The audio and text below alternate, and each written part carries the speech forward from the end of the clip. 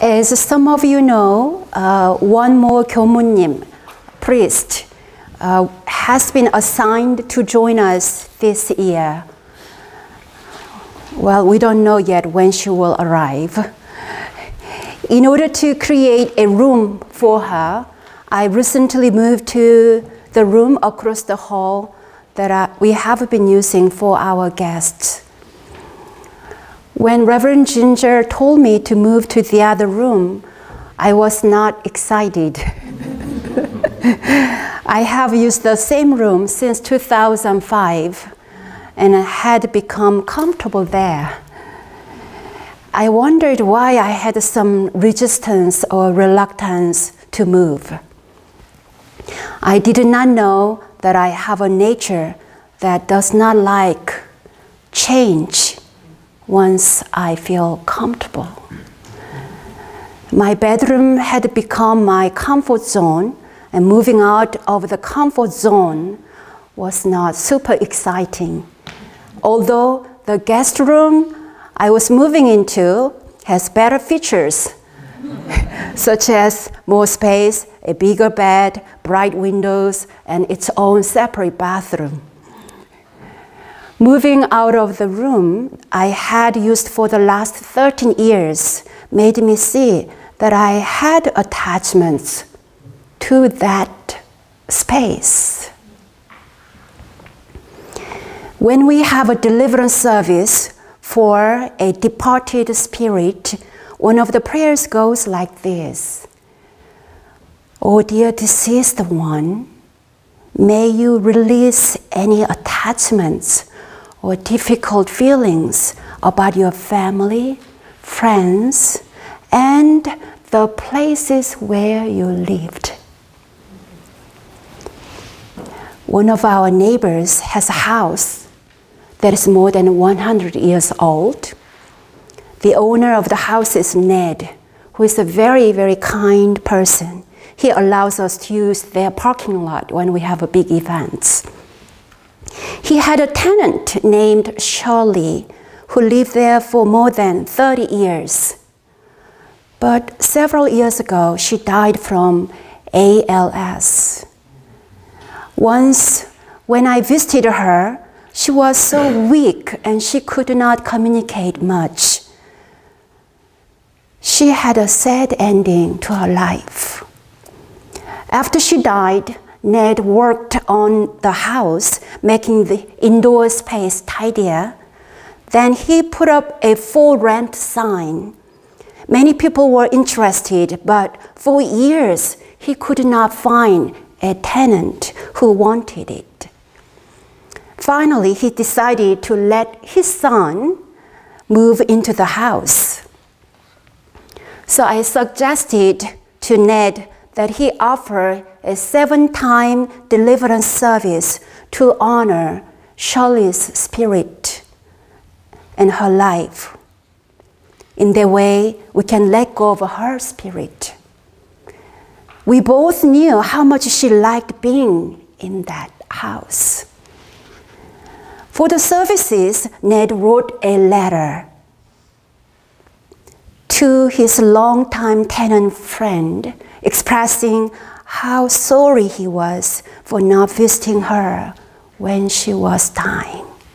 He acknowledged how much Shirley loved the house and liked to spend time outside on its property during the summer months. Ned asked her spirit to kindly create a space for his son. His letter was so sincere, and I was deeply moved. Who knows? Shirley's spirit might have moved on a long time ago. And it could be just accidental that Ned could not find any tenant for years. However, whether or not we own a house, we can easily develop attachments to our living spaces. These attachments can travel anywhere in our consciousness. Now, in our temple residence, I often find that I am naturally walking into my old room, forgetting that it is no longer mine. When one of the visiting 교무님, Reverend Huang, was there, she used the room, and I often walked in while she was resting. I was surprised to catch myself unconsciously walking into the room, not realizing that I had moved to the other room, and that is now occupied by someone else. When we look at ourselves, we have a tendency to prefer where we sit or where we park our cars. When Reverend Ginger and I go to the workout class together, I noticed that Ginger likes to work out either on the right or on the left side of the room. I prefer to be in the front, right near the instructor. One day I was late for the class and I felt shy about barging to the front. So I stayed in the back row. I soon felt a bit disconnected. So little by little during the class, I started to inch closer to the teacher. Noticing my attachment to my spot in the gym class and to my old room, I now try to be aware of my fixation on a particular spot or place.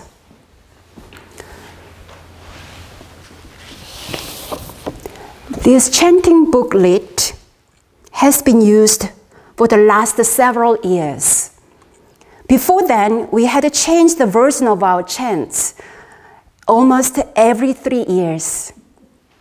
So some of you expressed that when you had just memorized all of the chants, we changed them all. So dear friends, please be ready. It is about that time again.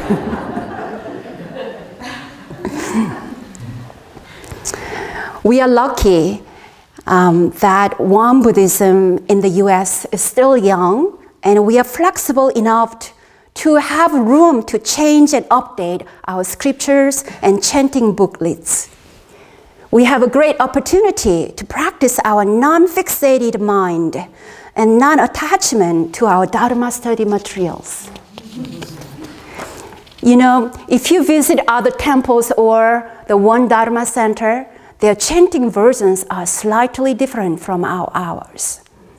Last year, when I visited the One Institute graduate school in Philadelphia, I was shocked by their version. The version they use is from Dr. Bongil Jung's book. His translation is perfectly fine, but I always think it is rather academic and not the best fit for sutra chanting meditation session. So during morning meditation at the One Institute, I made an extra mindful effort to empty my judging thoughts and faithfully chant their version. I did not let the No스캐롤라나's temple version pop out of my mouth. When you, our temple folks, visit other centers, I hope your evolved practice manifests by applying non-attachment to whatever version of translation is available. You got it, Logan, when you go to One Dharma Center? Yes. The alchemy of cultivating non-attachment. The alchemy for cultivating non-attachment is achieved through meditation practice. Through our meditation practice, we get to see we don't need to attach to. We get to see everything is constantly changing and impermanent. Meditation practice means cultivating one's spirit, capital S, spirit. Spirit, 정신. Spirit, 정신. This means the state in which the mind, being clear and round, calm and tranquil, and is free from a tendency toward discrimination and attachment. Can you repeat that? 정신. Spirit means that state in which the mind, being clear and round, calm and tranquil, is free from a tendency of what? Discrimination and attachment. So through meditation, we are cultivating that state of mind. So then, what does cultivating means? Okay, cultivating, 수양. 수양. 수양 means nourishing that spirit that is clear and round, calm and tranquil by one, internally letting go of any tendency towards what? Yeah, discriminating judgment and attachment. Two, externally not being enticed by distracting sensory condition. Okay? So two ways, internally and externally. The founding master said, every day people must frequently develop and cultivate the practice of non-attachment. He said, for those with a strong attachments to wealth, fame, sexual desire, and profit, to spouse, children, relatives, or to clothes, food, and shelter, their worries and suffering will be much greater than that of average people. When those things vanish before their eyes, there will be so much suffering. That would be a real hell on earth. Even when they die, they will again be dragged around by their attachments, unable to free themselves, and will end up falling into the sea of transgressive karma. How could you not be cautious about this? For me, switching rooms has been a liberating experience, especially letting go of books and belongings I hardly used. I now feel hopeful and confident that I can let go of all of my personal belongings and old files. What about our attachment clinging to ideas? Letting go of physical belongings can be a piece of cake compared to releasing a grasping mind and its fixed beliefs. What about our attachment to relationships? Can you love your dogs and cats without attachment? Can you love your children without attachment? Can you love your spouse or partner without attachment? Among all the attachments we have, human relationships can be king. Attachment theory. Attachment theory is a psychological model that attempts to describe the dynamics of long-term and short-term interpersonal relationships between humans. According to this theory, your relationships can manifest as secure attachment, anxious avoidant attachment, or anxious ambivalent attachment. It says that these different styles of attachments are a result of the relationship between you and your parents from your childhood. If you experience insecure attachment, you are more likely to suffer in your relationships. You know, just between us, strong attachment can be disturbing. Have you ever suffered from strong emotional and physical attachments in your relationships? Have you? Yesterday, the other day in Raleigh, we had a day-long retreat, and one of the participants shared that through the retreat, she wanted to let go of her young adult daughter. She has suffered enough from a constant worried thoughts, and finally she is emotionally ready to let her grown-up daughter to go out on her own. She has come to realize that tightly holding on to her daughter without expectations bring more sufferings to her and even to her own daughter. There is a Buddhist song with a lyric like this: how much more should I suffer in order to learn to let go of my attachment? How much should I suffer in order to learn to let go of my attachments? So many enlightened teachers have warned about attachments.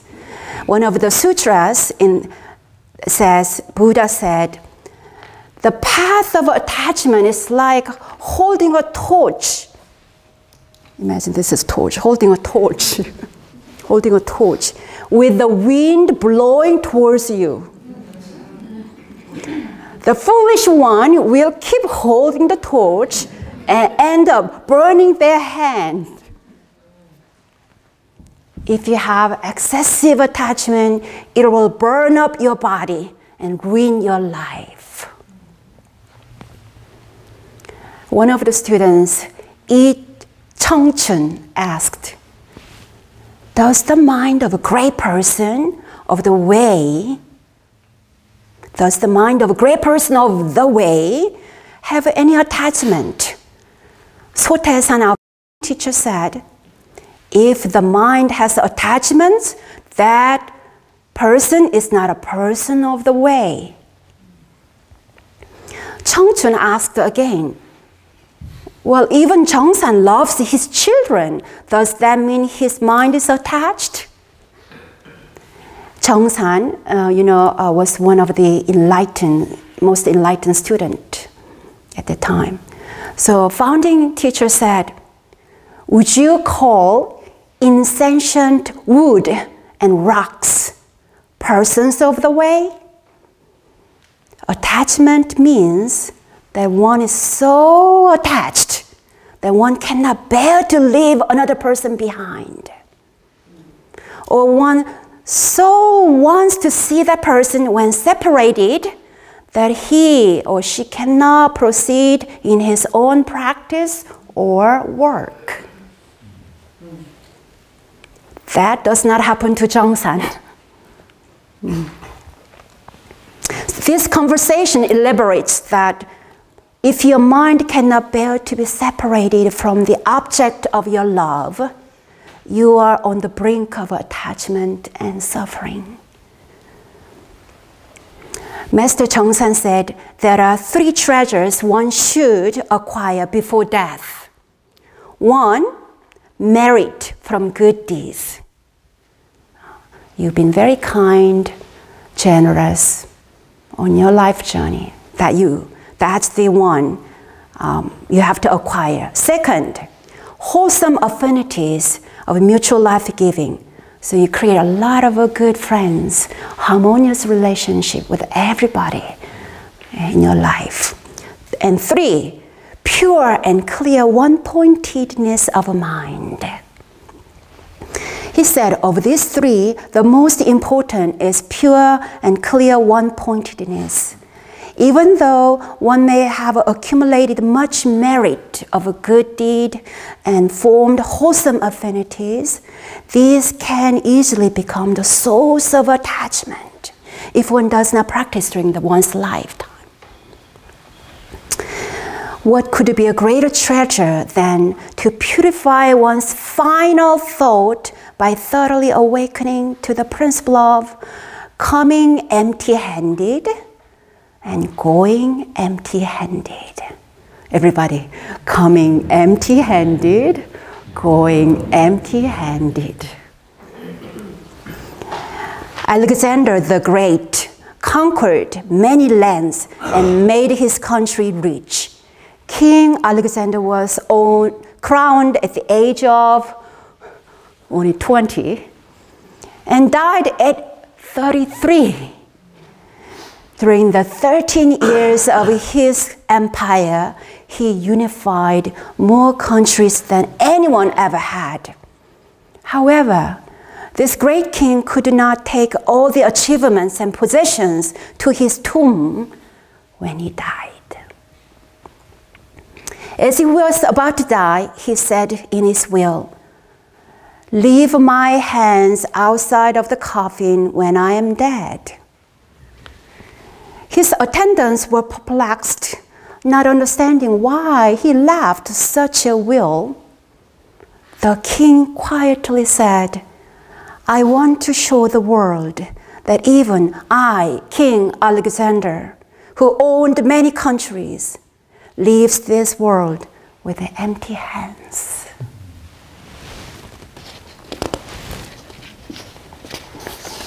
Here is another story in a wisdom book of the Jewish tradition, the Talmud. A man received a summons from a king. He was very nervous and asked his 3 friends to accompany him. The first friend, to whom he felt the closest, said, "Nope, I cannot go with you." The next close friend said, "I can accompany you to the gate of the palace, but that's as far as I can go."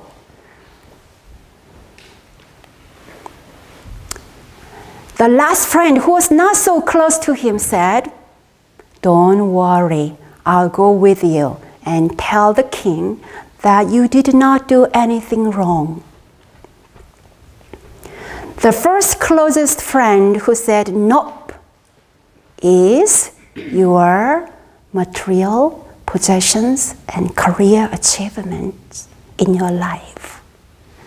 The second friend who can accompany to the gate is your family. Your family can go to the cemetery, but they cannot follow you along in your death. The last friend who will accompany you even to your death and after your death is your good deeds. Good deeds. In Buddhism, cultivating good deeds throughout our lives is encouraged very much.